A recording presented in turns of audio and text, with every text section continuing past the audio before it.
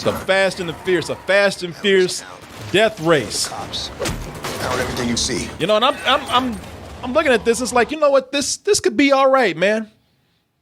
Because you know this is happening during a time where we are not going to be getting a Fast and Furious movie. Yeah. I don't even remember that. I don't even remember that.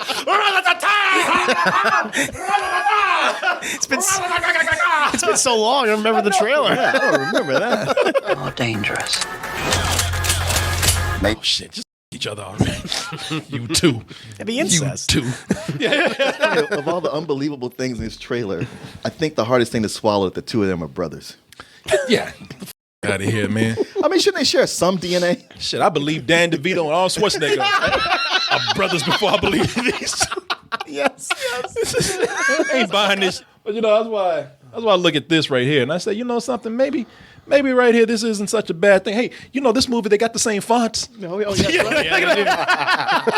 Hey, you know, I've seen what they've done with live action stuff. I haven't seen the movie, but I've seen trailers for things like Transmorphers right here. All right, man. You know? Spread out. Wow. Take cover. You know, I look at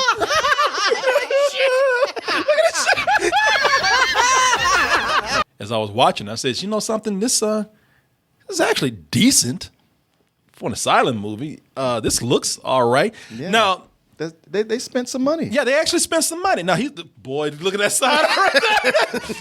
He's like, keep talking about beat your ass. On the three sets they used, yes, they spent money. Some money for an Asylum movie. Yes, fair enough. There you go. Now, listen. That's why I say, just please hear me out, y'all. Just wait. Let me explain. Let me explain to you. You know, this looks cheap, yes, but not terrible. I was watching this. I was like, this is like the lower end of a TV show. There's really nothing to say about it for it. I'll be honest with you. But after it was done, I was eating, and as I was sitting up at the table enjoying my meal, the movie, it was fresh in my head, and I let it. It was playing through. You play, and I slowly stopped chewing. I was like, "What the were you thinking?" Thank you. I was like, "What were you? What are you doing? What are you?" I dropped my shit and went back to the computer. I just started scrolling and scrubbing through the movie again. Dropped your coffee cup on the ground, shattered. And I was like, "What the is wrong with you?" And I realized what was going on. I said, "You know what? After watching Homeward, which was the first thing I watched, and then just coming fresh off of Trollland, I was like, oh my God, I was grading this movie on a curve." Their production might be good. There might be small improvements, very small. For them. They are back to doing what the Asylum does best. Ripping off properties as hard and as cheap as they can on the brink of a lawsuit. Yeah. That's that true artistry. What can we do to just not get sued? They do and they are getting close. Y'all at this point, they are really flaunting it, man. If they do it enough, studios are going to start looking at them like, oh, it's an honor to be ripped off by them. It's like when Weird Al makes a parody of one of your songs. I think people are looking at them like that right now, except they're starting to cross the line. Yeah. It's a point between just taking something and ripping it off and having some fun and maybe even making the people you ripped off from laugh. But now you're starting to with them. Now they're testing their boundaries. Yeah, doing this right now is a thing. Because part of me thought at first, I was like, oh, is this a Freeberg and Seltzer movie? And it was like, oh, it's not, but could have been.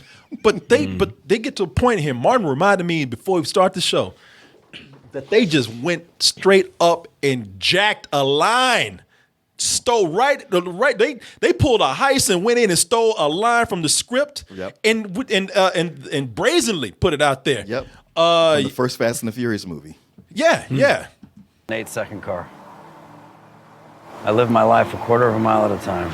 You get them. Kill them! I stopped the balls. because the balls. How dare you? Bring me the head of Asylum right now. Even he was like, I don't know if I should say this. But you got screwed up in the war, you know, PTSD. Look at these guys trying to be us. Oh, that's their Vin Diesel. You know, this is cute. Ain't nothing to worry about with them. Let them do their thing. All I had was my skin, my car, and the streets. Streets. You know, I had the 74 Camaro. Camaro. 74 Camaro. Yeah, that's his car. Okay, they getting close. But hey, you know what? Let them have it. No. They ain't nothing to worry about. No, let them have it. This is still pretty cute, pretty funny. Beast. It was an 8-second car. I lived my life a quarter of a mile at a time. That's it. That is it. I want the dead. Dead. You hear me? Kill him.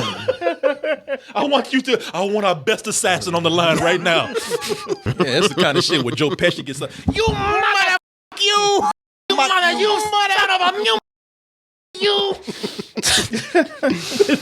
Oh man, wow. They getting brave. They getting bold with this, man. Brazen, man.